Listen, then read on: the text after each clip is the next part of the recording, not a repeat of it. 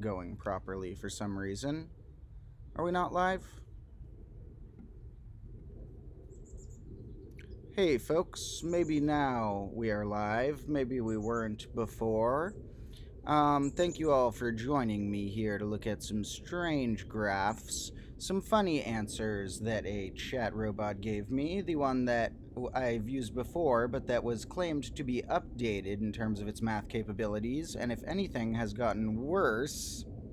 And we'll additionally do a little digital field trip later, where I took a few videos of some of the nature in my area while I was out there yesterday.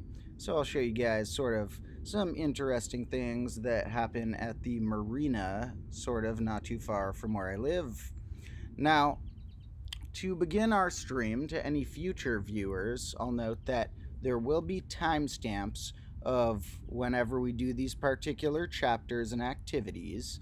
And to any present viewers, leave any thoughts that you are curious about right now, or leave them whenever and wait for in between the gaps of the activities, because I'll check the chat a little bit, but I will also be getting distracted with these activities. In any case, thank you all for joining me here in the past, present, or future. Although, if it's the past one of those, I need to see your time machine. And to anybody joining me right here, right now, let me note that, well, let me make sure that we're definitely working. Yep, we're going good. Nice. Well, let me jump into the topic here, which is digital diversions. Now, I almost put digital in quotes because digital is a funny word. We associate it with meaning something computer based. But really, that came to be because of a funny thing, which is digital really means based on digits. And something that's actually OG, original digital, is this. This is a digital calculator in a way because it calculates things and it computes things in a way, so you could call it a digital computer because it computes things using digits. Now, because computers using binary and stuff in a digital way became so common, digital from computers' use of digital systems, such as binary, came to mean computer like. So now, if you ask someone is an abacus digital, they'd probably be like, no. But it's the OG type of digital. And that's why I had to throw abaci in the title here to remind ourselves that the other things I'm talking about, like Desmos, ChatGPT, and stuff, are digital in a completely different way. They don't have digits at their forefront, although they do in terms of how they were built with binary. But what we're getting out of them isn't as digit based. However, if you're a fan of good old digits, or let's say positive integers, maybe, which can be used as digits can be used for, definitely check out the newest episode on my main combo class channel that I put out last night about the secret connection between, actually I have the thing right here, the secret connection between these and the future levels of them. So, that's a pretty awesome episode. It's one of the more digestible, simpler math concepts of the grade, but still with plenty of room for me to get sidetracked and show a lot of wacky, interesting stuff. And also just show this main underrated question about what types of number, apart from those, have that similarity. Now, let me switch where that is in the description right here real quick. Now it's not like the first thing in the description of the chat, but the link is in the description, so make sure to check that out. Now, apart from digital things that we'll be doing, let me first jump into a few combo class updates and plans. So I'm going to tell you a few things that are coming in combo class because we have a lot of things coming. And I'm going to categorize them into 3 categories. Well, 4 categories. We're going to go before March, during March, and April and onward. So, before March, some things that are coming out in combo class are I am going to be trying to get that P.O. box I promised this week, which is going to be like an address where people could send stuff to me. There's going to be a limited list of what you could send to me. If you want to send me like a letter or something, that'll be okay. But as far as bigger things, it's got to be a clock, a calculator, or dice. Or I will, when I get the address to that, there'll be a thread I'll make on the subreddit and or Discord, which are linked in the description too, where anyone who has anything else they would want in the background of the combo class that's not something we can categorize as clocks, dice, or calculators. Now we can have a little wiggle room. Like abaci are going to count as calculators. And certain things might count as clocks.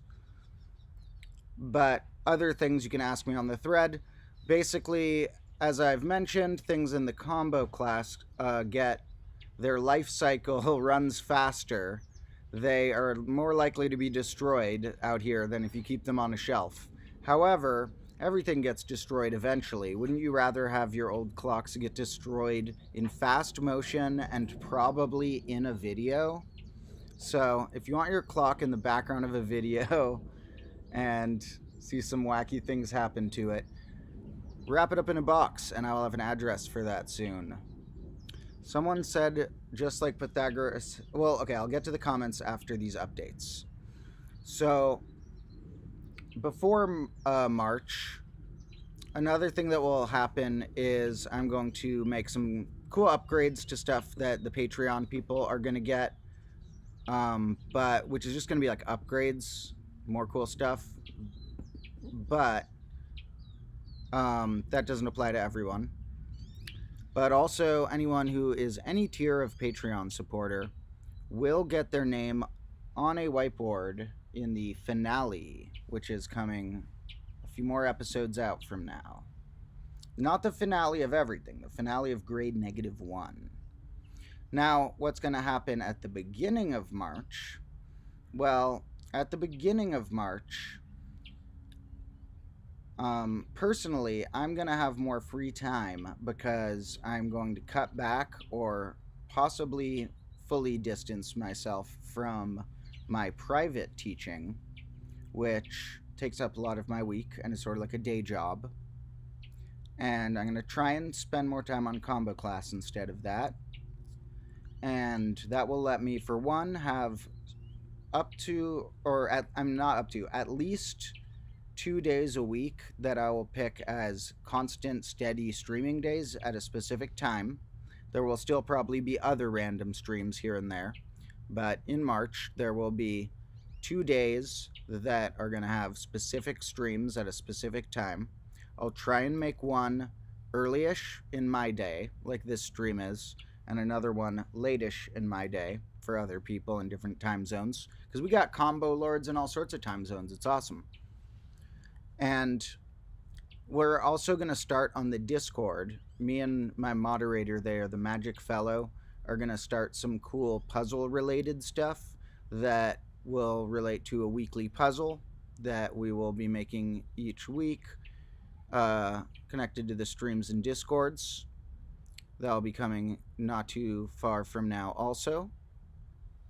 And during March now, some things I'm going to do is, while I'm preparing for grade -2, I'm going to film a really long finale mixed with some old footage you guys haven't seen, sort of like a little documentary about the making of this grade, which was a very crazy process. I was getting surgeries during it. It was a chaotic idea I made out of the dirt. There's a lot of things you haven't seen that are interesting about it.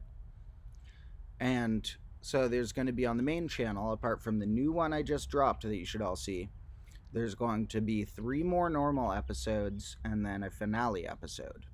Then in March, there's not going to be as much of the main episodes, and during the streams, I will keep streaming, but some of them, in at least the second half of March, may just be in my room, because I may have to keep some secrets and surprises about my reset of this grade for next grade, as the modular clock switches back to noon. Although that's not when our clock resets. It says like 12:59. Its reset of number happens at 1, but let's pretend there was a 0 on top of the clocks. The modular reset that happens then. And don't worry, still gonna have more clocks than ever. I'm gonna go clock hunting during March too, and gonna have all the dice in the ground still, but we are gonna need to reset a lot of the chaos back here. The rain, the fire, and the other elements have taken a toll on some of these whiteboards and clocks and stuff. So I'll be resetting that stuff, which will be fun. And I also will be testing out some new audio equipment, and maybe testing out sometimes having a second camera, or testing out having just a better camera on my live streams, which don't use the same camera as my videos. So trying to get the audio and video a little higher quality when grade -2 hits, which will be in the April and onward section. At the beginning or early of April, grade -2 will be coming out, and it will be slightly a reset, slightly deeper down the rabbit hole, and it'll be quite similar to grade -1, but hopefully even better. And that's all going to be quite fun. Let me think about, there was one or two other things coming up I wanted to mention. What was that? PO box.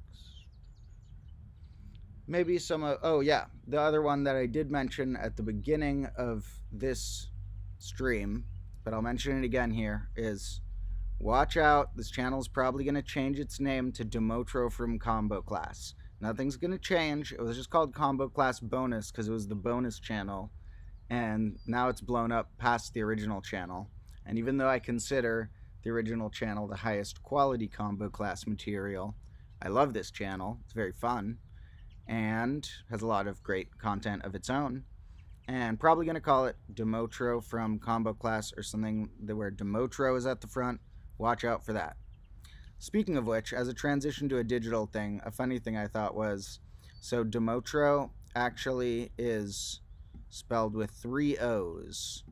So here we got the delayed version of the stream, and Demotro is spelled with 3 O's, but here's how the automatic subtitle thought it was spelled.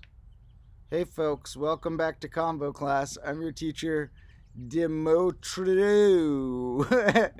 They thought it was like some OG maybe French name or something.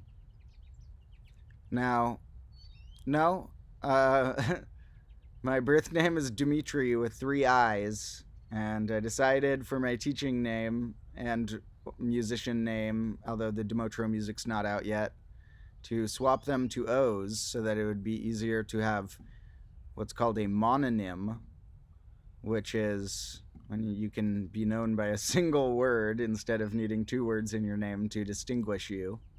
And while there aren't that many Dimitris where I'm from, there are a lot of Dimitris in the world, but there aren't many Demotros in the world. And I've already gotten to the point where I think Googling Demotro comes up with me, so mononym status, yeah. Also, it came about originally as a joke with my friends because I joked that if I ever have kids, if it's a boy, I'll name it Demotro, and if it's a girl, I'll name it Dematra, because my name is Dimitri. However, you can call me either Dimitri or Demotro. I like Demotro, so that's a good mononym we can get running. But I don't mind Dimitri either. Now, going from random intro chatting to a quick pass by our live chat, someone mentioned that, like Pythagoras had a literal cult of followers, start the cult of Threven, so you may join it. We will be continuing the Threven quest for those who haven't heard. I have a big plan where I'm compiling a lot of info about Threven numbers, and I have a whole plan involving Wikipedia and a, what's that? A squirrel. Involving Wikipedia and a petition, and see that squirrel? Squirrel's in the tree.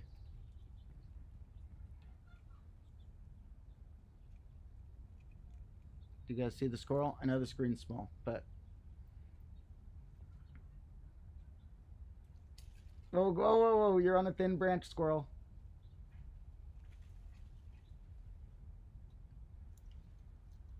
Can you see that? That's so cool. He's leaping from different branches. I love animals. And plants. So when you see an animal hopping through some plants, combo. That's part of where the name combo class came from, because when I used to see things that were combinations of symbols or themes I liked, I would yell combo, as my friends know. So to whoever mentioned the cult of Threven, just wait for my long plan involving Wikipedia, a petition, and such, which I will start when the time is right. I'm writing a whole book about Threven numbers as well, and Throd numbers. And evens and odds get some credit in the book too, but it's mostly about Threvens and Throds.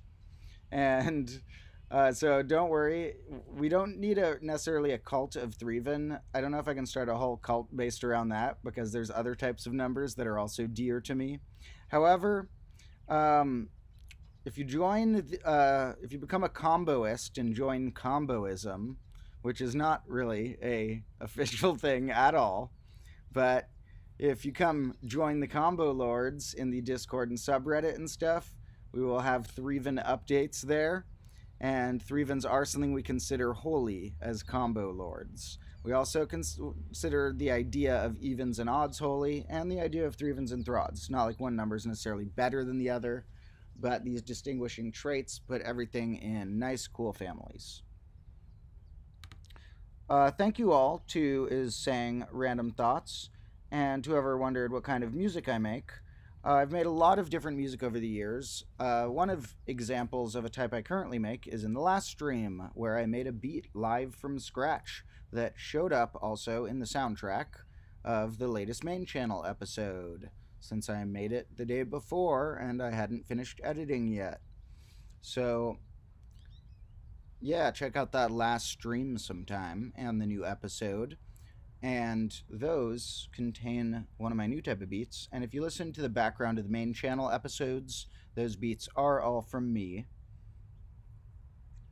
And someone's like, you're writing a book about Threven? And yes, I have mentioned it before. At some point, I will give an update in a stream, maybe later in this stream. But yes, I'm writing an entire book about Threvens and Throds. And the funny thing about it is that most people's gut reaction would be, how could you make a whole book about that? However, where I'm at is that I have too many things about Threvens and Throds to fit in the book, and I'm trimming ideas from my brainstorms to actually fit everything. So, thank you all for joining me. What we're going to jump into right here is, I guess, our graph portion first, because we have these. Well, no, actually the graphs I get so sidetracked with fiddling with, so we're going to go to the ChatGPT portion of our stream first. Here, what we're going to look at are a few of the last funny answers I already got from this robot, ChatGPT, that's quite popular as a conversation model. It is really good at actually certain things, and we can see that from the beginning. The beginning of this, it actually was functioning very well when I was asking it to predict things or to extrapolate certain types of data. However, as soon as I asked it about some numbers, it crumbled back to its old ways. And maybe even worse than its old ways, because the update that they said upgraded its math capabilities either made it equally bad or worse. But first, let's see something that it actually got right. Here I asked it at the beginning something that some people like to ask it is giving it creative prompts. And I asked it, if I tell you a list of names of the last 10 episodes on my YouTube channel, do you think you could make a list of random predictions of what future episodes might be called? Now, I am kind of picky with what I want to call my episodes, and I already have certain things that I know I'm going to call the grade -2 episodes. So unfortunately, although their titles are very good, they will not show up in any list. I also just would feel weird using a title from a robot. But I wanted to see how good it can guess what type of thing I like to call titles and what type of thing I make videos about. So, this is a list of the last 10 names of episodes on my main channel. And here's its guess: The Mystery of the Missing Sequence, Solving the Enigma of the Lost Prime Numbers, The Fractal Beauty of the Mandelbrot Set.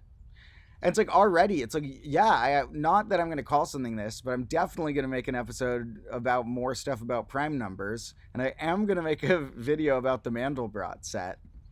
The Magic of Binary Numbers, Uncovering the Secrets of the Digital World.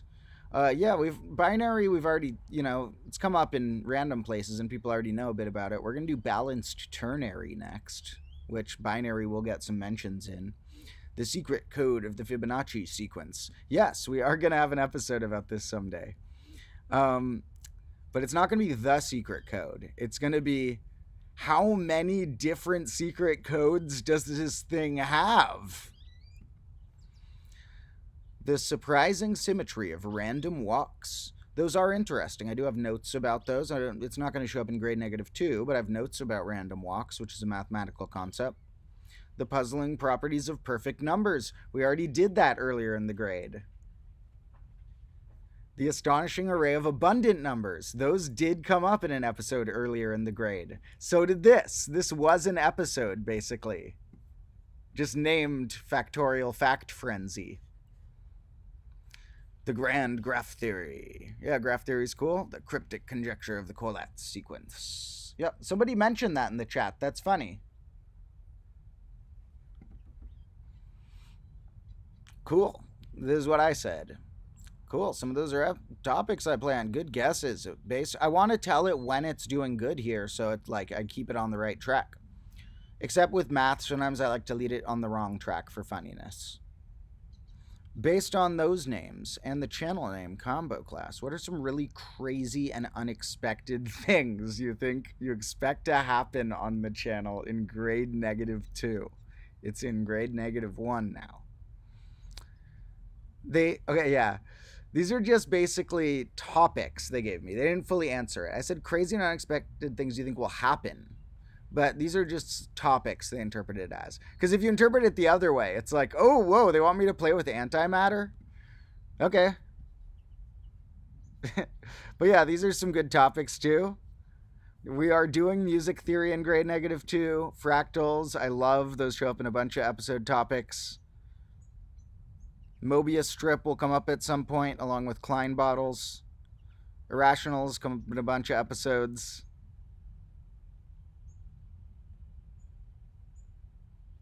This is a little too vague, but infinity will come up. All right. Now, I tried to get it to tell me about activities. What are some crazy activities you think the host of the TV show might do it's not really a TV show, but that's just how I told them, might do in the future, given that there are themes of falling clocks, fire, nature, and all of the math things we mentioned. So here's where it starts getting interesting. Creating a clock that falls in a specific pattern while keeping accurate time. I don't know what they mean by that. Like, how could you have a different than normal pattern while always having accurate time? But I'm intrigued. Making a fire using mathematical equations and exploring the science behind combustion. I like it. I've already planned that since I like doing campfires here, we're going to have to do an actual tutorial at some point where I've gone camping a lot, so I need to tell you guys how to actually make a campfire someday. And speaking of which, I might go camping in quotes in the combo class before grade -2 during March when I clear out a bunch of the stuff here, when it's like in the transition process, or right before that. I might set my tent up out here and sleep out here for a night or two just to see which wild critters exist at night and stuff. And maybe to test out my glow-in-the-dark spray paint. A sundial! Yep, we are going to do sundials. We are going to visit one sometime. A large one. In not too long from now. Fractal patterns, yep. We are going to do games at some point, yep. Golden ratio. Now here's the thing, growth. Oh, here actually, well, growth patterns kind of, yeah. Some of this is overrated, the plant relationship. Really what's really beautiful about this is all the mathematical stuff about it. But it does show up in nature to a degree. And the growth rate of plants, if anything, might show up more, or like how many plants there are. But sometimes that does happen with branches to little branches. So you can get it in plants. Building a musical instrument. That is maybe grade -3 because we're going to do music theory just in the music shop where I used to work, where they have a ton of instruments, and I'm still friends with the boss. We're just going to do it after they close. So we're just going to do it with a bunch of already built instruments to start. We will maybe build one the grade after. Again, fire. Yep, I like it. You're really good at guessing this stuff, I said. Okay, so here's where it breaks down. So this is the funny thing. They are so good at extrapolating this type of data and at telling me it.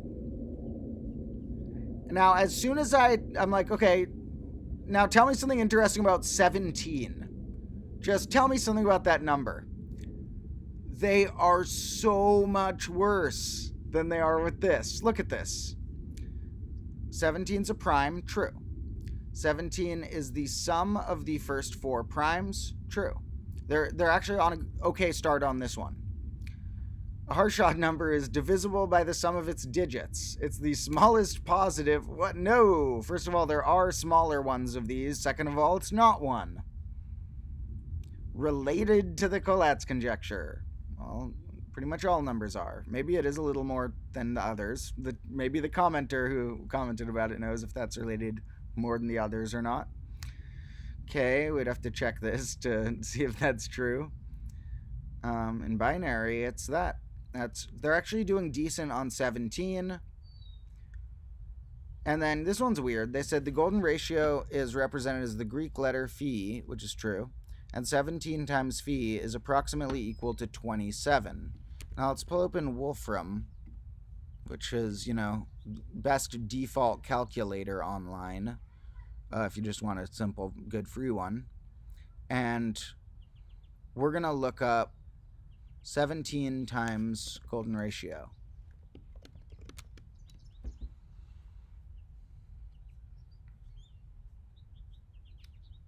No, they're graphing it. 17 times... See, this is actually good AI. Check this out. This actually is going to know what I mean, because they're actually really smart on this. See, far better AI here than there. 27.5. It's like an alright estimate, but it's like, why would you say this is some special property it has? It's not that good of an estimate. 27 over 17, they're saying, would be a good estimate of it. 1.58. The golden ratio is 1.618. It's not a good estimate. Some of this stuff, I just don't know where they came up with it, because it's not like they misinterpreted a site. They just amalgamated a bunch of stuff really wrongly. But now, so I'm like, why are you so good? And this is nice. Look at these little flowers that are falling from the tree. See how it has all these petals? Do you see that one just fell? These flowers are just falling. It's because the birds are hopping on the tree and the flowers petals are falling. Do you see that little flower petal falling? That one caught on a spider web on that branch. I don't know if you can see it very well, but you can hear the birds.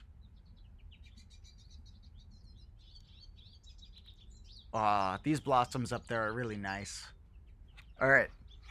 So, I asked you, why are you so... I decided to call this thing out on its bluffs. Why are you so good at language but so bad at math? And then I didn't want to make it think trying to get defensive, so I'm like, sorry, robot. I still want to be friends. So it says... I apologize.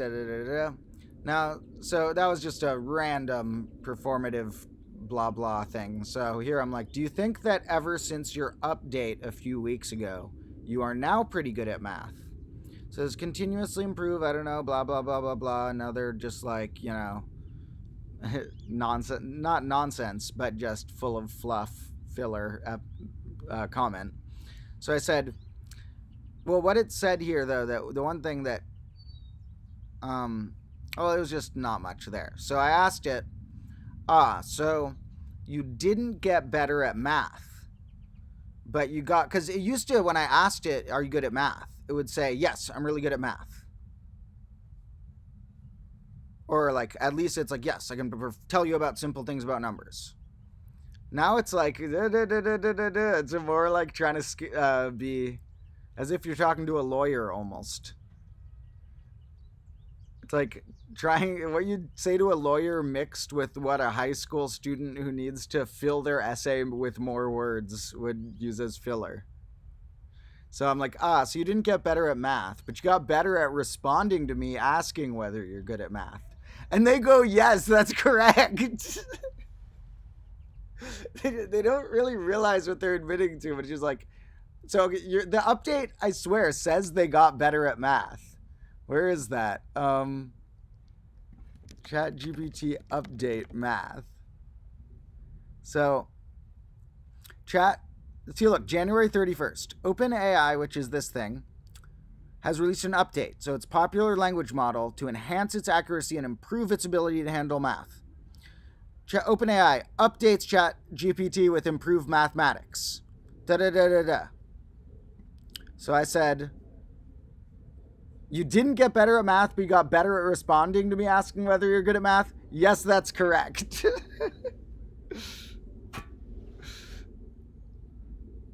All right. Now, here's where we get another set of funny possibilities. So, before, some things I've asked it are just, tell me some interesting mathematical traits about so-and-so number. And that's funny, but we've kind of gotten to the limit of the ways that can be funny. Probably not. I can probably find more funny ones. But I wanted some other things to ask it. And so I realized a funny one could be, what are some things that two different numbers that we pick have in common? So I just picked two random ones. What are some things that the numbers 6 and 11 have in common? Here are some things that the numbers 6 and 11 have in common. Both are prime numbers. Nope. Both are odd numbers. Nope. Both can be represented as the sum of two consecutive triangular numbers. Nope, these aren't consecutive. In binary representation, both numbers are palindromic, meaning that they read the same forwards and backwards. These do not read the same forwards and backwards. Nope. Both have a digital root of 2, which can be found by repeatedly adding the digits of a number until a single digit is obtained. No. Both numbers have a factor of 11 in common, as 11 is a factor. No. Both numbers have a factorization of a power of a prime number. No. They got every single one wrong. All 7 of these things are wrong. If you said random math words in a row, you'd almost have a better chance of getting at least 1 out of 7 of your facts correct. Every single one of those is wrong, LOL. I couldn't help myself. I had to tell him. And then I realized, let's try and pretend it's on the right track. It'll be funnier. Just kidding, you're doing perfect. Tell me something the numbers 1 and 2 have in common. Now let me just skip through to the ones that are blatantly false. Both numbers are the base of a logarithmic function. Everything could be pretty much. And apart from 0, with 1 being the base of the natural logarithm, no. Both numbers are factors of the number 2, correct. All right, so they weren't as bad with 1 and 2, but check this out.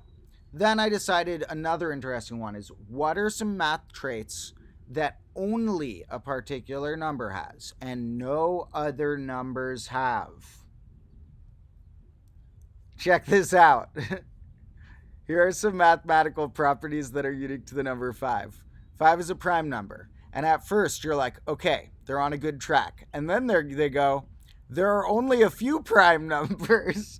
No, there's an infinite amount of prime numbers. 5 is the only prime. Okay, I don't want to go through thinking through that. 5 has exactly one digit, which makes it a so-called single-digit number. I like how they put this in quotes, but don't put a lot of the other weird stuff in quotes. No other single-digit number is prime. No. 5 is the first odd prime number. No.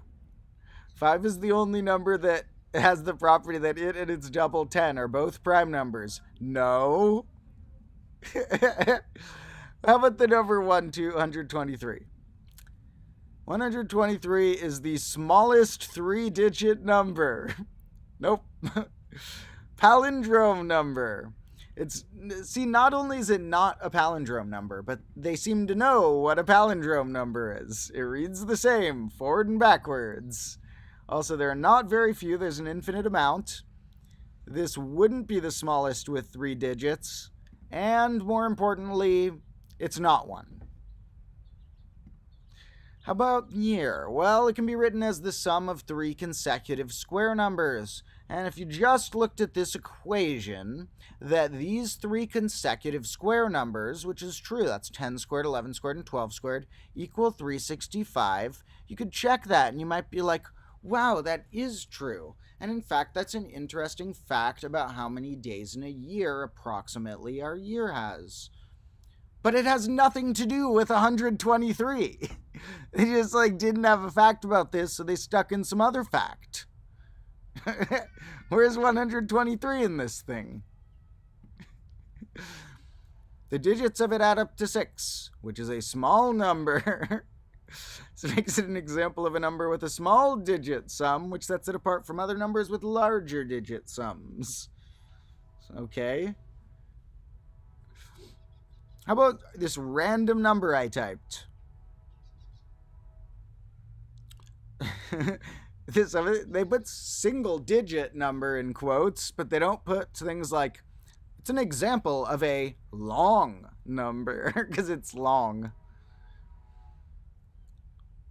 Whoa, what is this? It is not a prime number, but it is not a composite number either.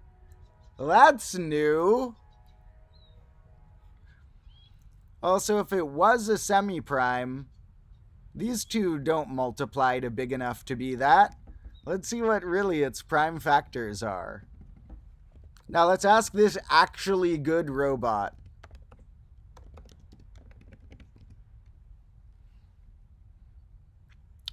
Three times 5 times 11 times that huge thing. And they have 2 completely other things. Also, semi-primes are still composite numbers. All whole numbers are either 1 or are one of these. It is not a palindrome number. Cool. Great fact. Okay, it's a large digit sum. How about -3? Now, it is the additive inverse of 3, but this doesn't set it apart from other negative numbers. All numbers have a similar thing. -3 is the... Oh, I love this. -3 is the only negative integer that's a prime number. So remember that as a good, important fact. It's pretty good for 3 even numbers. Helps them out. No negative numbers we'll consider as prime numbers. Prime will be considered to include positive within its definition implied. Except for -3. That is a prime. It's only negative. Oh, also it's the only negative integer that's 1 less than a perfect square. That's pretty neat. How about 2.5? Is a repeating decimal, which means that its decimal representation goes on forever without repeating. But it's also, it's a terminating decimal in binary. So then I asked them if they could solve the Riemann zeta function, try to sneak that in. How many zeros of the analytic continuation of the Riemann zeta function on the complex plane are on the line x equals 1/2? Now, I forgot to mention about these ones called trivial zeros that are on even negative integers. Don't worry, we will have an episode about the Riemann zeta function and the Riemann hypothesis that gets you $1 million if you solve it, which is basically this. As long, I would have added a little bit about, apart from the ones that are on negative even integers called trivial. But I need to explain a lot of words in this would need explaining. First, you're okay, what does it mean to be a zero? What does that mean? What does that mean? What is this? What does that mean? Where's that? So don't worry. We'll do an episode about the Riemann zeta function. I'm actually really interested in it, and I do know enough about it that I'm ready to make an episode about it. However, I need like a prequel episode of sorts to set up the idea of infinite series in general, because there's a lot of infinite series that you add up, which is related to the Riemann zeta function, that I want to just show, like, first a fundamental sense for what it means to converge or diverge, and then like a ton of cool fun examples. And then at the end of that episode, and that episode is in grade -1. That's one of the remaining 3 episodes, apart from the finale, that are in the grade. The Riemann zeta function one will be an early or mid grade -2, and it's sort of a follow-up because at the end of the other one about all the infinite series, I'm going to show how a few of them are actually little parts of the Riemann zeta function. So maybe I'll get one of you guys to solve it. I don't think I'm going to solve it. It takes an insane amount of dedication on a single subject. I like to focus a variety of subjects, and so maybe I'll inspire one of you to solve it and get the $1 million prize. And you don't need to give me any money if you don't want to. Just say that Demotro from Combo class helped you out. So after this, I tried to trick you with some stuff, and it didn't work quite as well.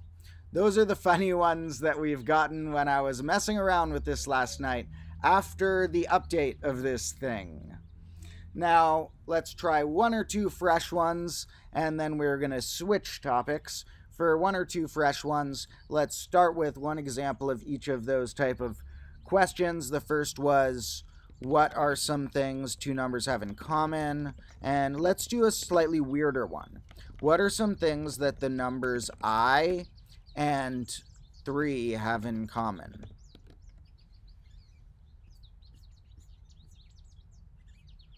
And this is sort of like an abstract question. If you asked me this, I would take a second to think, how should I answer this? The number I is the imaginary unit. Yep, and that's a real number. There are no mathematical traits that or properties they have in common. Oh, come on. You could come up with some trait. You could say both of their squares are real numbers. You could say both of them on the complex plane have a distance from the origin that's less than 4. You could come up with something.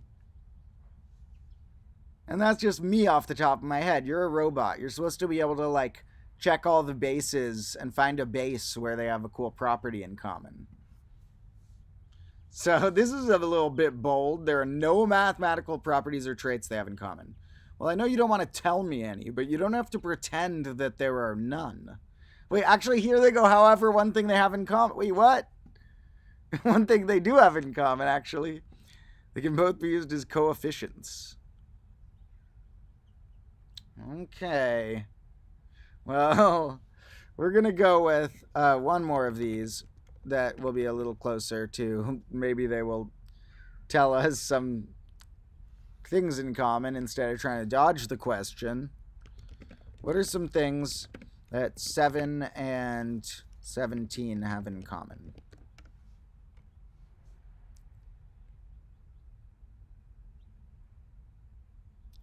They're both primes, true.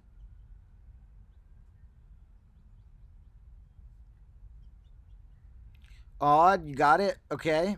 You're doing simple facts this time, but I'm okay with that. You're getting it correct. Single, no, no. And this time, single digit didn't get. It's funny. This time they just assume I know what single digit means. Maybe because of earlier in the conversation, but earlier in the conversation they were like, "This can let them be known as single digit numbers."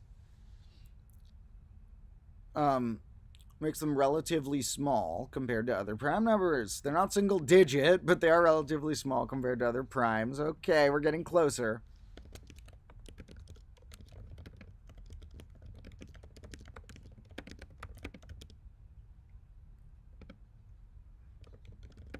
All right, chat, pick some numbers you want me to ask. I'm only going to pick one of them, sorry, but leave a few numbers.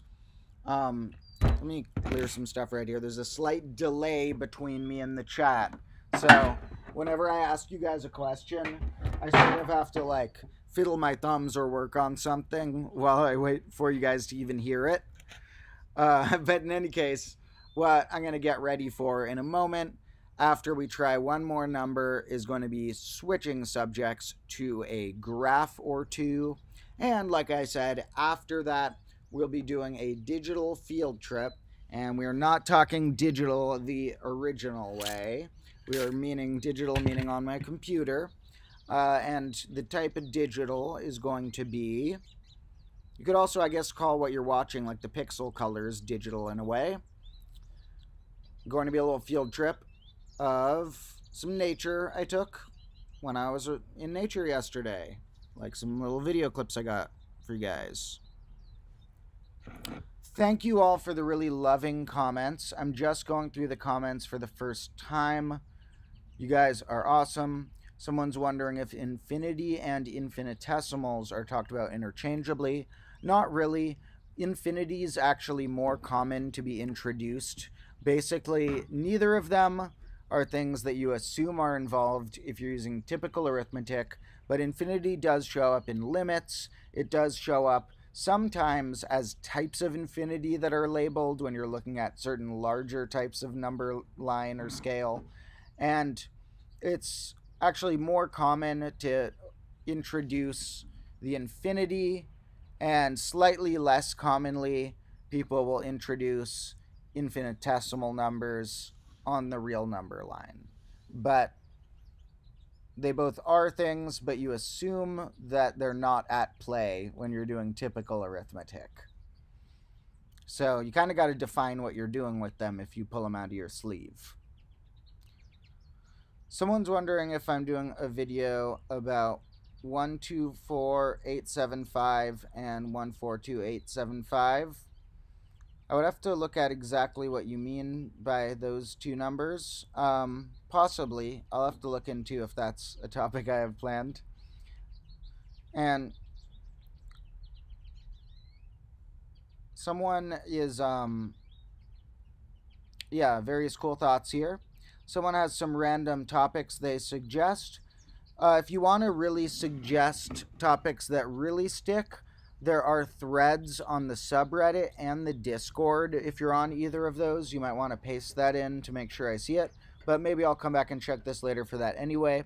I do like suggestions, but they're not going to fit in grade -1. I already have all those episodes lined up, and next grade, I already have too many episodes lined up for grade -1. I have a lot of topics I want to cover, and so suggestions aren't going to be able to be used right away unless they relate to a topic I'm already doing, but looking into them, wheel theory will definitely come up at some point. Fairy sequences are going to come up on the sooner end. Goldbach conjecture will come up on the sooner end. Collette's conjecture probably at some point. Surreal numbers will come up at some point. All the rest probably will. I'm just saying the ones that definitely will. The golden ratio will be in there. Oh, and when you're saying golden ratio base and an imaginary fractal base, there are full episodes about that. But if you, on the main channel, I've made full episodes about that last one. But assuming if you mean more about that, then probably in the future. And the Cantor set, that will definitely be in one in the near future. So I haven't tried coding with it. I don't do much coding myself. I have worked with some fans who have done some coding stuff for me before, but I haven't been able to get deep into that because I'm not really a tech guy. Maybe sometime in the future, but I'm kind of old fashioned. Someone said it's also bad at chess. That sounds funny. And I will ask it some of the other suggestions at some point. Uh-oh. Okay. I need to get a second monitor at some point, and then I'll have an easier way of doing my chat.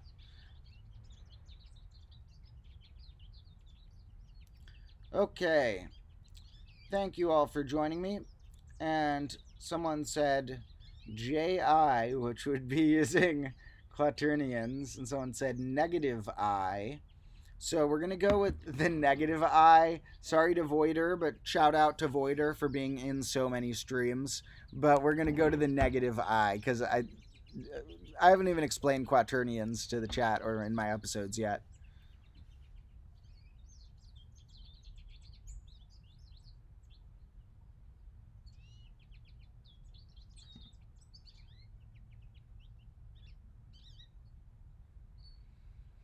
It's complex. Yep, pretty much any number that I would throw at you is a complex number. They could have said this about any of the numbers I've asked about so far.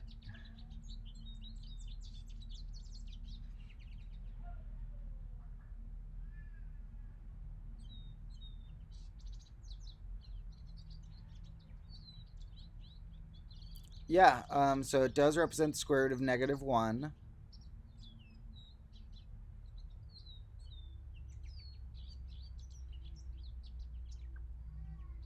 This is cool. This is true.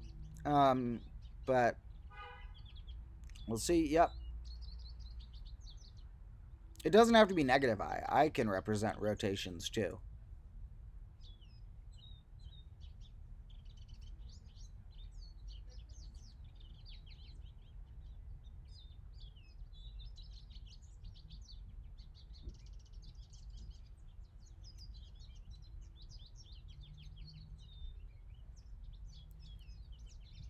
Someone says this video's sponsor is the harmonic series. I do love the harmonic series. Don't worry, that will be probably considered the all-star or main character of the episode coming later in this grade about similar series. A lot of the other series of infinite series you'd come up with do use whole numbers in the bottom and don't repeat them, meaning a lot of them can be represented as the harmonic series with some terms trimmed out.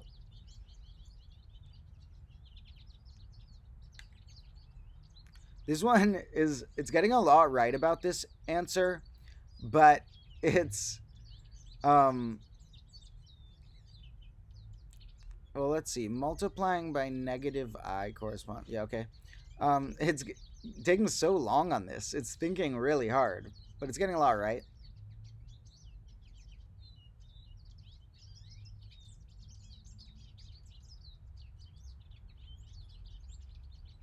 Yeah, they actually are doing pretty good on this one compared to all the other ones. So we're going to wrap up there. And whoever's appreciating the birds, yes, I love the birds. There's more of them back here than ever. I feel like they must have made more nests back here or wanted to learn what I was teaching or something. Because let me try and pan up and see if we can see some of the little ones flying around. They're pretty small, but let me switch to myself for a moment. I mean, by switch to myself, I mean make this the main screen. And point upward at the birds. And there always have been some birds back here. And there's always been a bunch of birds that visit my front yard at various times. But back here, there's more than ever, which is awesome. And there's also these blossoms up here that are really pretty. So check if you could see the birds flying around. And in fact, we'll be taking a bird break soon while I run and get the charger this is going to need before long and grab some water and stuff. But first, we are going to look at a few crazy graphs. So we're going to shrink again. So getting small again. Here on Desmos, this one that I used in the thumbnail, because I was like, oh, I just need to put up a thumbnail. I don't have time to work on like making a whole one before the stream. I might edit my face in the corner after this posts or something.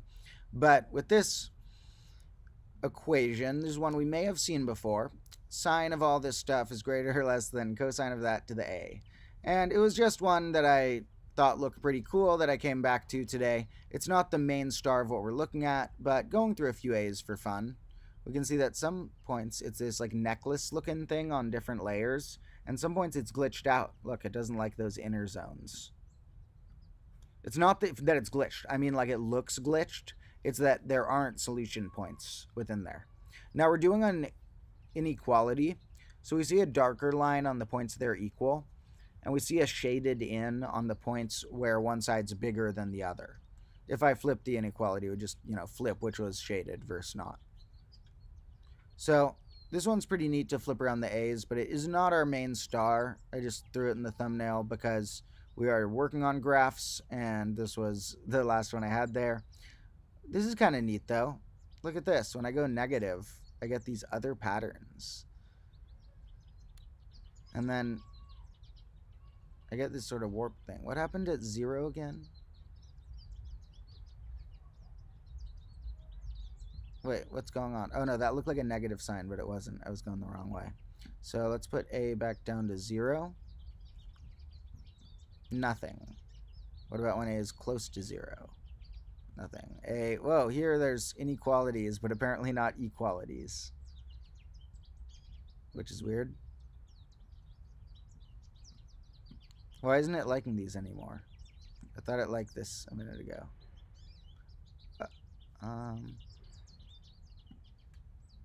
It liked it positive only, I guess. But this is interesting. Look at this weird, like, necklace-like thing around here. And you can evolve it at different points. And that's a cool phase. Here, look. The necklace becomes spiky. Where was that?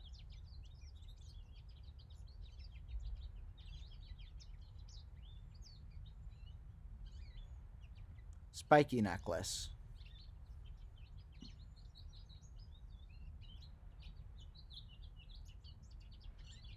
Round necklace.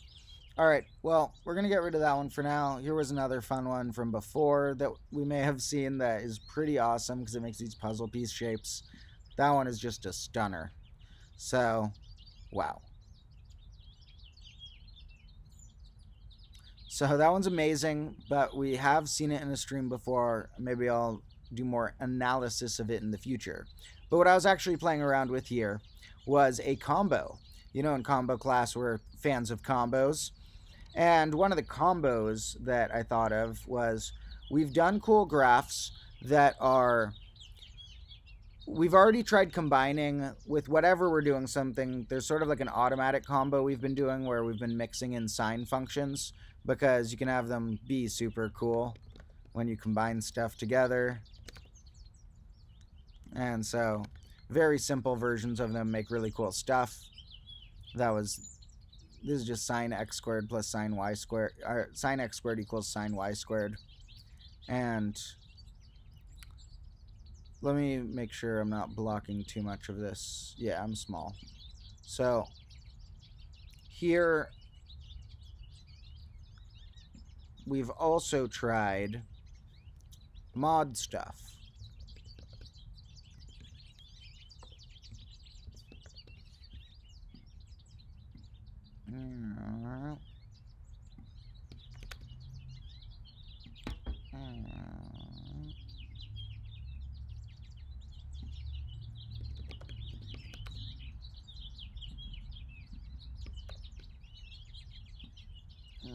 Whoa, this looks like teeth chomping. I don't know. Yeah, I think I might have done this one before, but look. Oh my god. It looks like fangs, a tongue, and it's biting.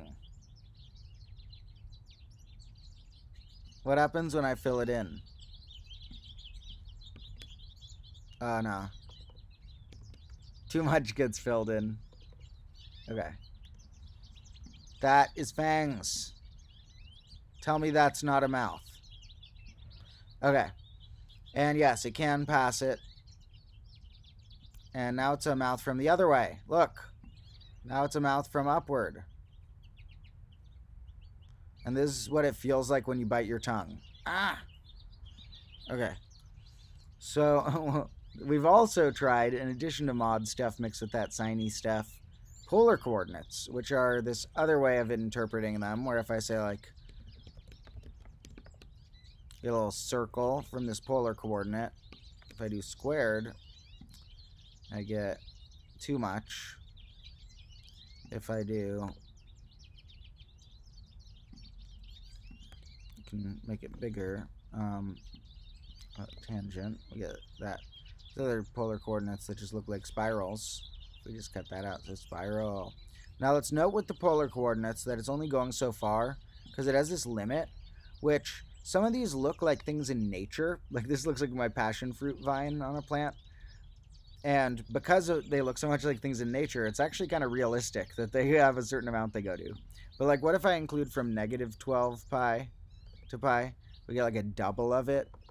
If I include this from 0 and I up it to like 15 pi, the spiral I think gets a little longer. If I go to like 30 pi, yeah. So we can extend this if we want to see more of it, but some of them, if I extend this, they get too cluttered up. Let's see an example of that maybe. Well, what about mixing a combo of polar coordinates and mods? And if we want trig functions? Well, that's a new one that we haven't seen on stream before, is polar coordinate of a mod. Well, at least I don't think we've tried this. And let's try this. We'll set A to 1, and we're going to put that next to the one we're going to describe, which is going to be... Well, actually, let me put these higher just to make sure my face doesn't block any of it. We got r equals theta in mod A, is what this is saying. So... where this was r equals theta on its own for up through 12. Let's see it in mod A. A is 1 right now. Here's it in mod 1. Now mod 1 with whole numbers isn't very useful, but here we're looking at in between values. So in a way, mod 1 tells us what only the remainder matters.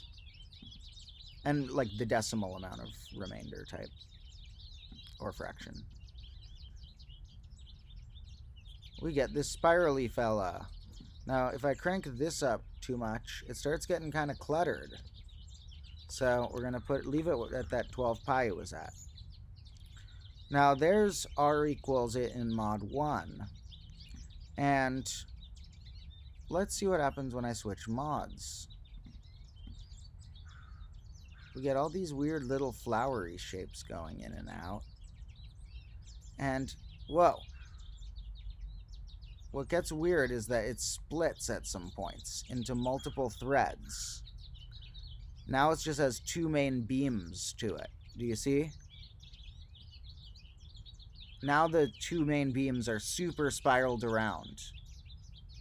Now it looks like that. These are cool. These are just wild. What happens if we make it an inequality? Uh-oh. It's kind of cool. We see different shades. Oh, that's actually really cool.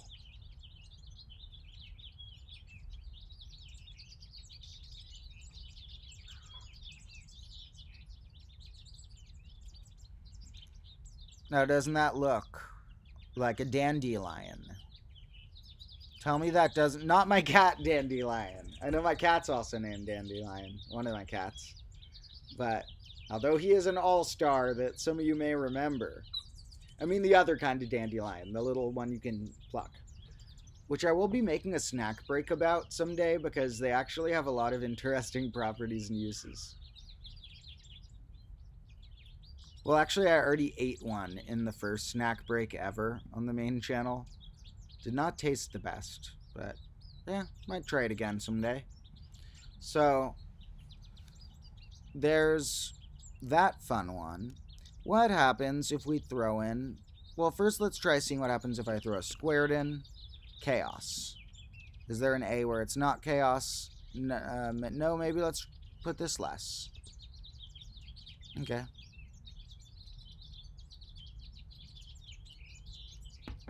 Alright.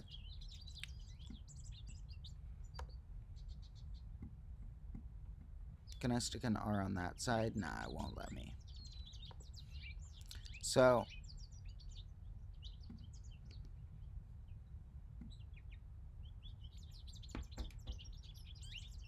alright. Now, what about if we mix together all this stuff? I got my polar coordinate. I got my mod, which we will set back down to 1 to start. I got my sine function. And if I need to, I have this coefficient I could fiddle around with as well, b.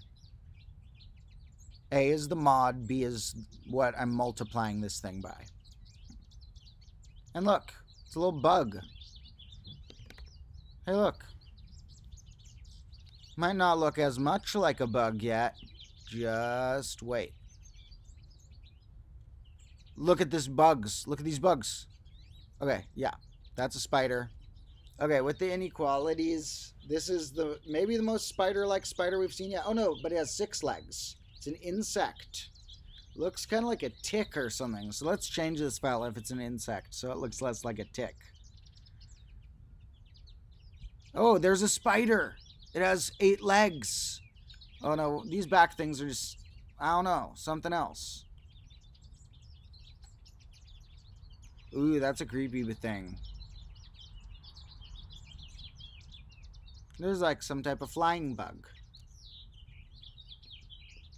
Now, this is part of why I made these type of graphs out of many ones I want to show you guys in the future.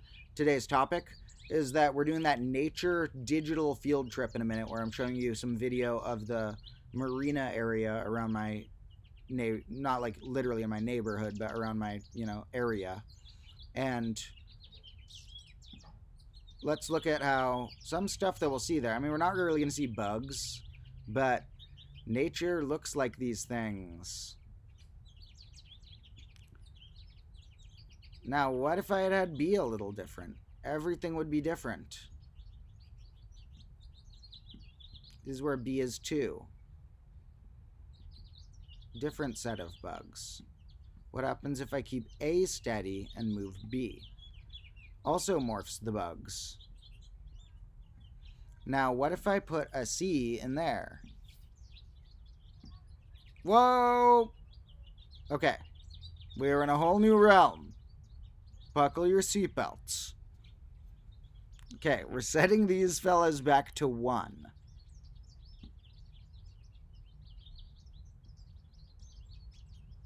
Ooh, look, we got like a cardioid-like thing. Not quite, but similar looking.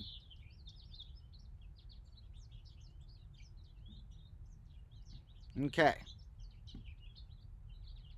This is the origin creature. This is when they're all 1. Okay, this is the type that is really like a small change in this one causes a dramatic change. It's not a continuous change. At least not on this scale. Some of them are simple looking. Others go crazy. Whoa, that's a new bug. And these are new flowers. Look at these flowers. This looks kind of like what my passion fruit flower will look like sometime. Or maybe that. That is a flower. Tell me that's not a flower. And there's bug. You get bugs in the flowers. This is just crazy. It's a garden. This is literally a garden. Look, we can only see one slice of one little creature in the garden at a time. Some of them, you don't know what they are. It's a weird garden. Others of them are flowers. Others of them are bugs. And we might find other stuff like eyeballs or like flames or other things in the garden. This, for example, also looks kind of like an eye staring at you up close.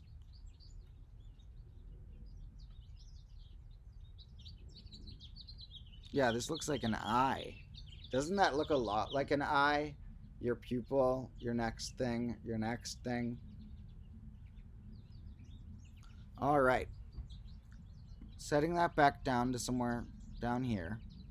And let's try... Is there a way to put multiple of them on a slider? Yeah. All right. Everyone who doesn't want to see something too crazy, look away. We're going to be changing this at the same time. Whoa! Okay, I gotta remember C only needs one tick at a time to change the realms.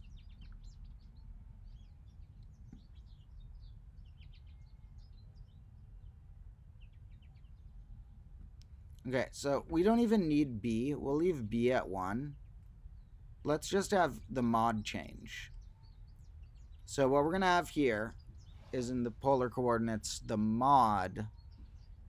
B is just 1 now, so we'll even remove it. A moving and me ticking C is going to be enough.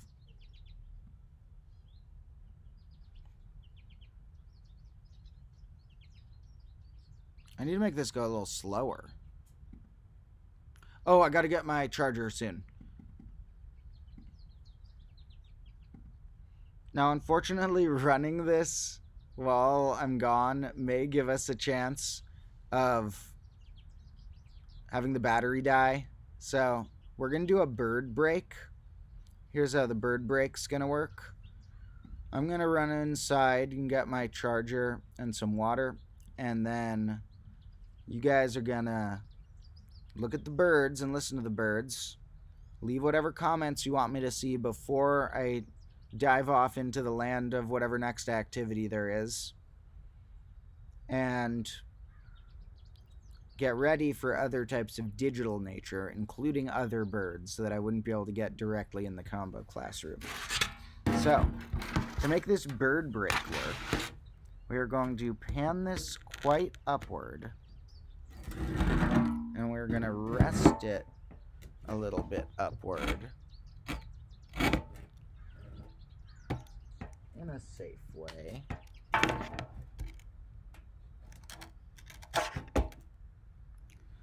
And maybe you'll see a bird or two. That's as far back as the computer wants to lean. Alright, so keep an eye out for the birds. I'll be back soon.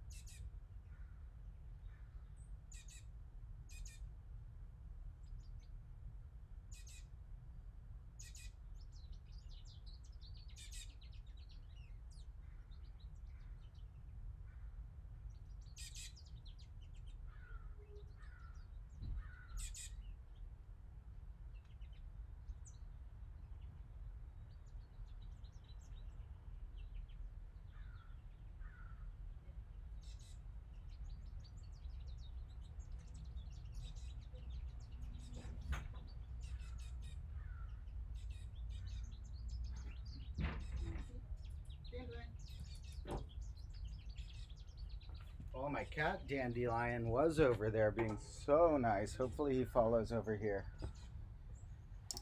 Alright, I'm going to plug it in while we end our bird viewing. Hopefully you saw a few cool ones. Uh-oh. Okay.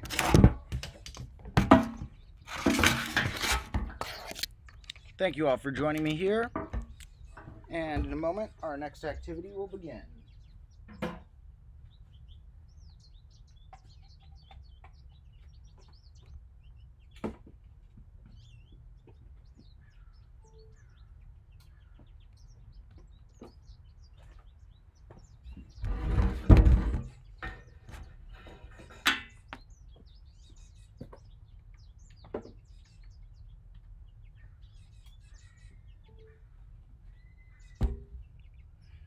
Okay, I think we're on the charging type.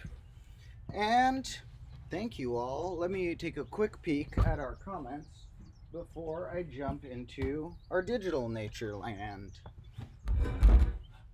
So, as a reminder, to anyone who hasn't, make sure that you check out the link in this description to the new main channel episode that's super interesting about what these two have in common. In any case, now that we're back in action,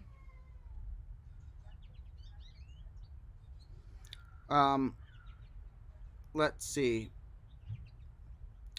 And yeah, to whoever's wondering about the number of series, I'm actually going to remove the comment saying it. So, not because of the person saying it, you were asked it, but I want people to watch the episode. I don't want them to try and spoil it for themselves because it's an interesting journey. So, thank you for enjoying our birds and such. And the link is in the description. There is the link here. And so, stuff does get wild. And thank you all for sticking around with that. I'm going to jump into our next activity, which is going to be mostly on my computer. I'll have myself in the corner to be able to give you guys a little commentary.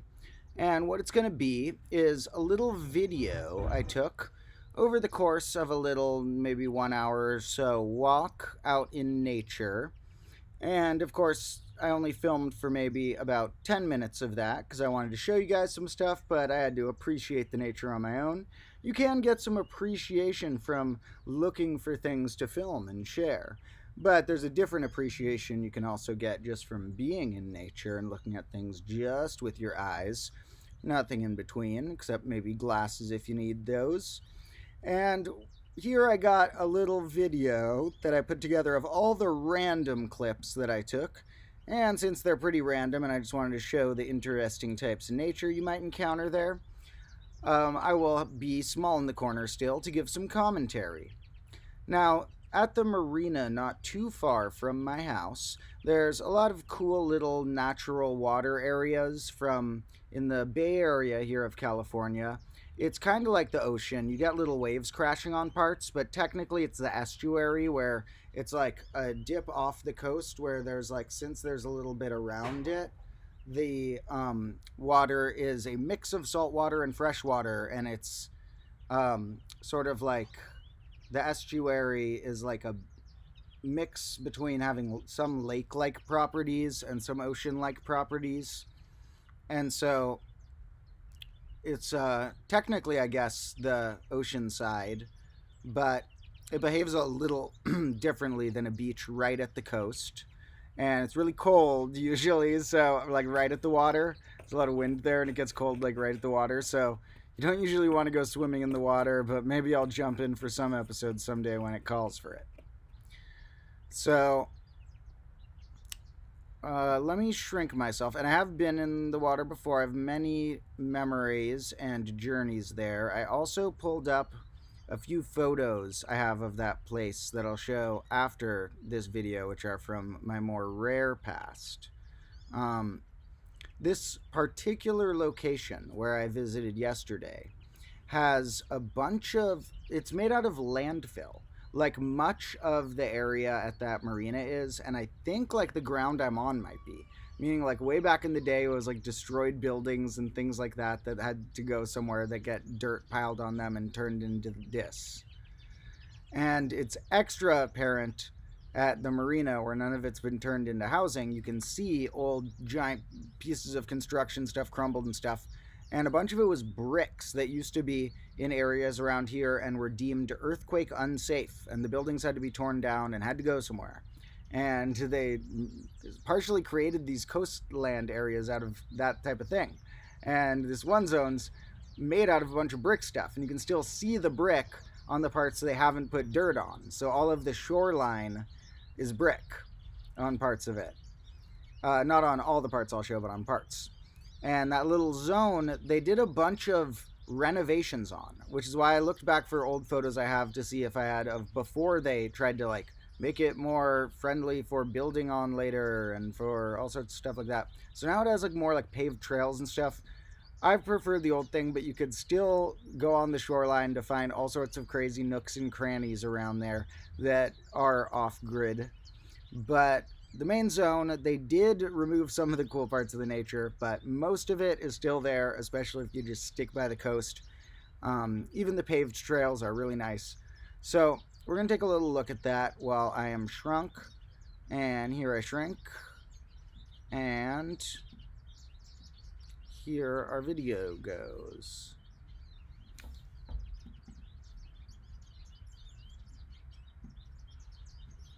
And let me put it where we can see it. Where is good, where I'm not blocking too much. I'll grow it if we need, but I don't want to block too much. And let's see, yeah. Now I'm not going to block it. So we're going to do a little commentary about this cool nature I saw. And wait, are we missing much on top? We might be missing a little.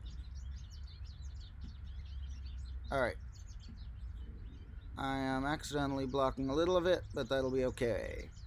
So here is our little video, and I'll turn up my volume so you can hear the nature noises while I give a little commentary. Here's a little random spot on the side of where you could park closest to there. I often used to ride my bike, but I haven't been able to do that since my surgeries, but now I can again, so I need to get back into that. And there's a bunch of birds hanging out. A lot of birds and a little land island. That'd be fun to try and get to. Here's me going close to that shore. Look, you got clams and stuff. Got one of them bricks. And you got a little chaotic to look at camera for a moment. Here we go. Taking a walk by the shore. Kind of like this. A lot of the land right on the shore is like almost crunchy because there's super old like clam and mussel shells and little bits of the landfill junk and little rocks. And then some parts of it are like algae-like, and you got to be careful you don't slip. Really beautiful though. That algae is super cool. I'm a huge fan of algae and moss growing on stuff. Probably why green has become my favorite color and why I painted my room green.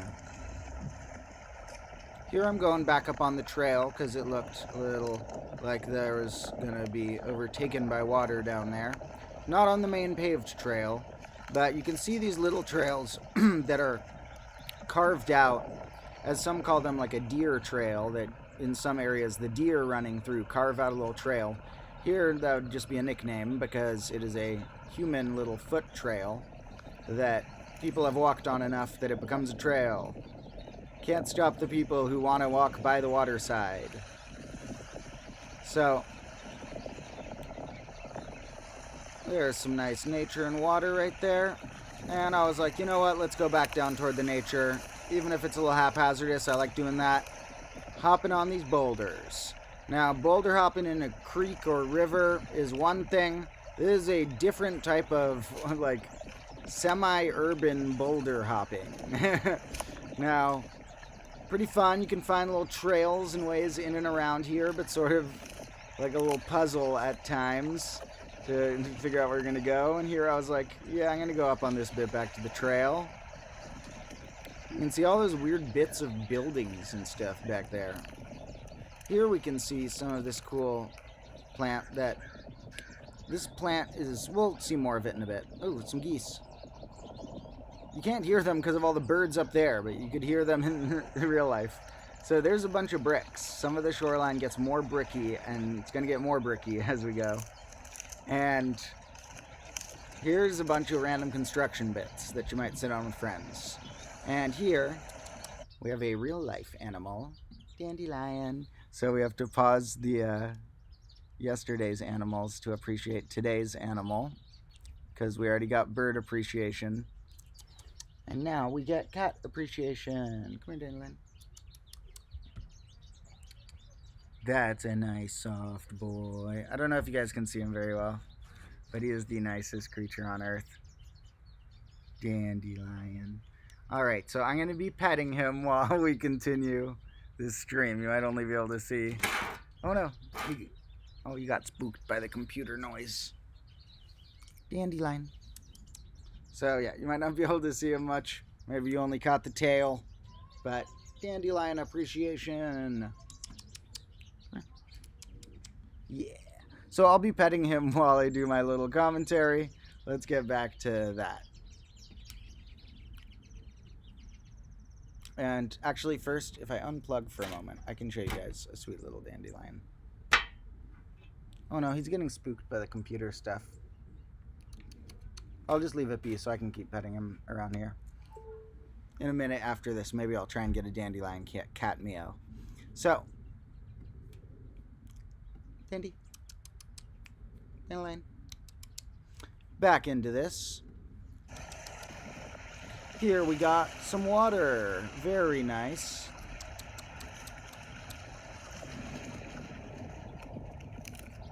Wandering on the trail with all sorts of plants you can encounter. You never know what sort of plants you might encounter, like these orange flowers that do grow in my front yard as well. But that's an interesting one to have around right by the seashore. Well, I guess not the seashore, because that implies more like the other type of beach, but the ocean side, I guess. Well, there's Dandelion in the background. You guys can probably see him now. He's back there. Can you see Dandelion back here?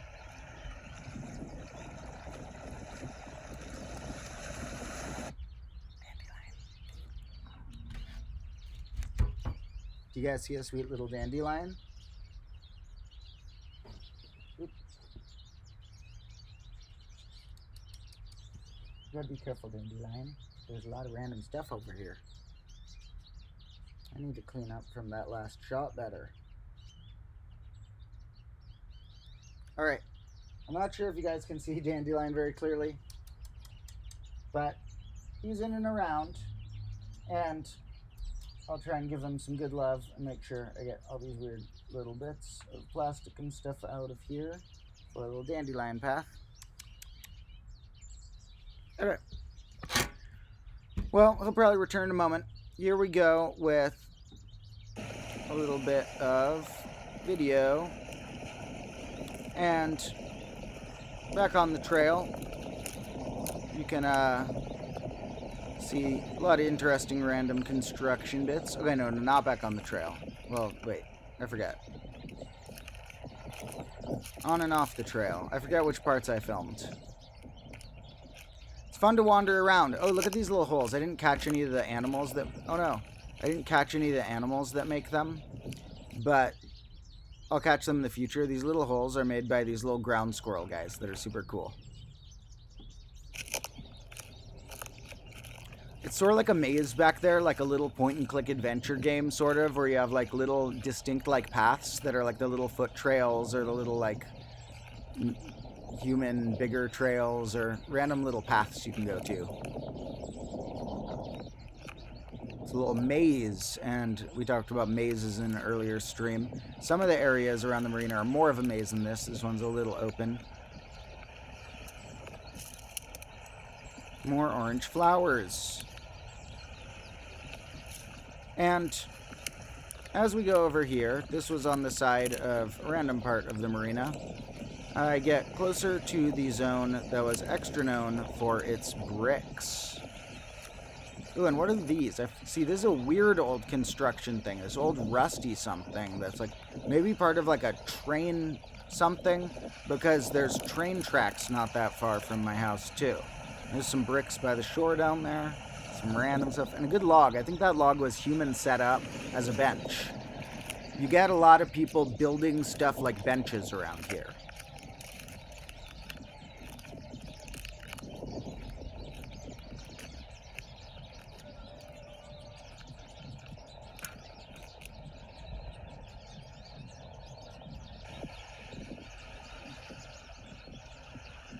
There's some graffiti, which I think is actually cool. The ones that, well, here's the thing. Here's what I'll say. The ones that are just a tag of someone's name, just to have their name somewhere, I don't think are that cool. The ones that have, like, multiple colors and something going on, I think are cool. The ones that are artistic. These are all a little simplistic, but still cool. Look at this weird, like, thing there. What is that? It's like, it's a weird little tunnel zone. It's like a rabbit hole you fall down to go to some fantasy realm.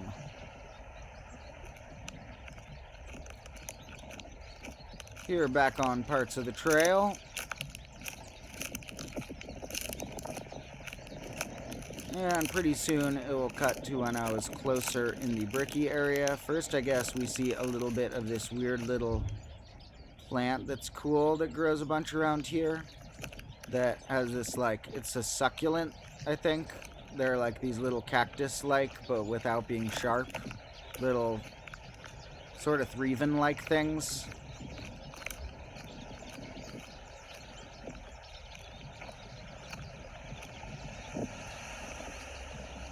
Yeah, there's some threvens. Those grow somewhat in these little triangular-like structures, meaning that a patch of them has a threven amount of sides.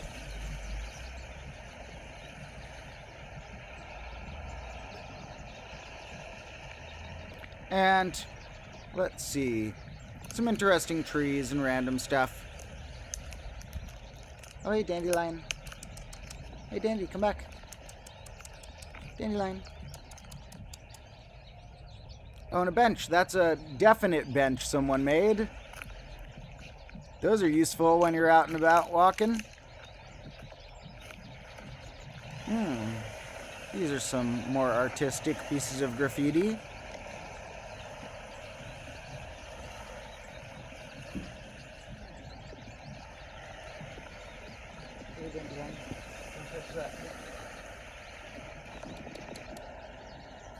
Oh, that's a nice different type of flower. A bunch of little white flowers. For some reason, this patch just had that instead of the other types. And bricks. What an interesting realm. Spent a lot of time here, like biking to here and then hanging out with friends in like high school and stuff before they did many renovations, when basically the whole area looked like this and didn't have any main trails.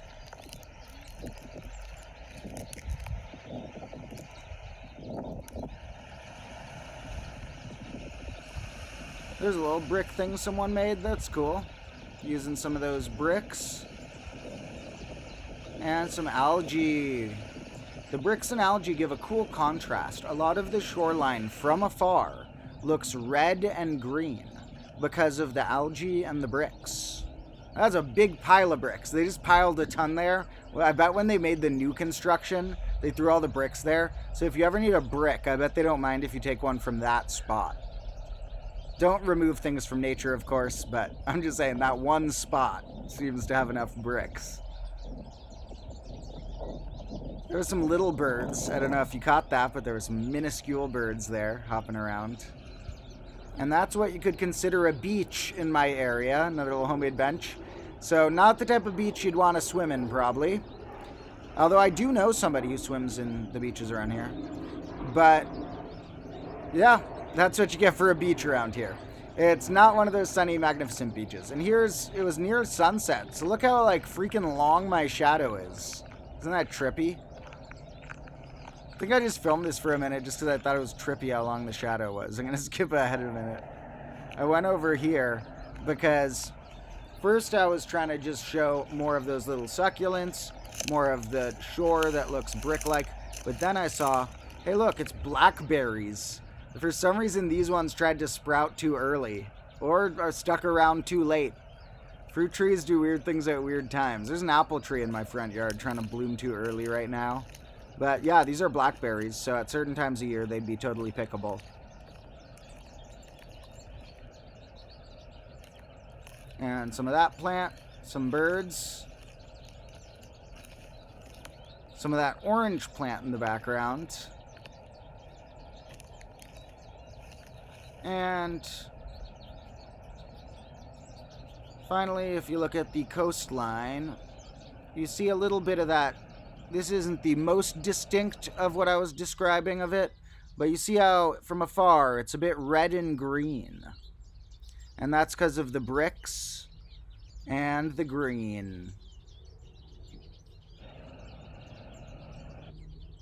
Okay, and that's our little field trip there. Even as it ends, most of our nature noises are still around because most of the nature noises were the birds right above us that are being pretty awesome. In fact, the birds are so awesome that after this stream ends, I'm going to need to get some audio of them on a better one of my recording things, just because that's such good bird noise. I might need to use it in a song or something. I don't know. Such clear birding. So, in any case, that is most of what I had planned for today's stream. I also wanted to make sure that everyone on the bonus channel does know about the new main channel episode that's awesome and you should check out.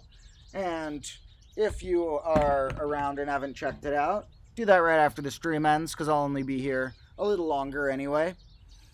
So, if anyone has any other questions or comments, feel free to leave them to the chat, which I'll check in a moment.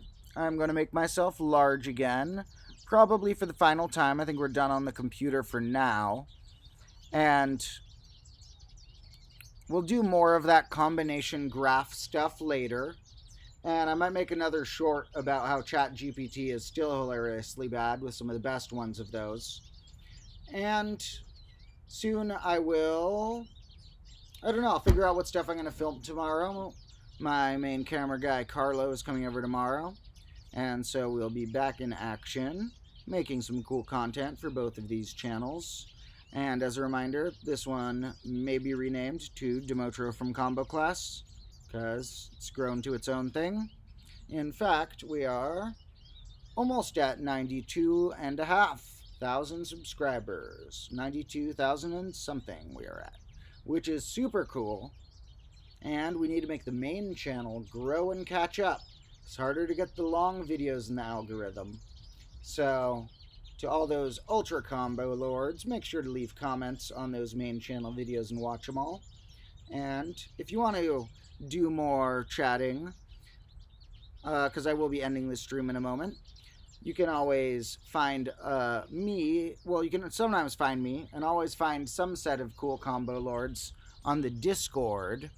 And that's linked in the description. There's also the subreddit that needs more cool stuff on it. And there is also the Patreon for people who want to help the channel or get bonus stuff like some behind the scenes stuff and some of my soundtrack beats and stuff like that. And get your name on a whiteboard in the finale for those who want. So, I love you all so much. Thank you for joining me. Make sure you're caught up on both of these channels. And apart from that, I hope you have a nice day and can find some good nature, numbers, and laughter, and all the other cool things we like around here in your own day or night, because we're in all sorts of different time zones. Stay tuned for all those fun things coming soon, like the P.O. Box, let's see what else.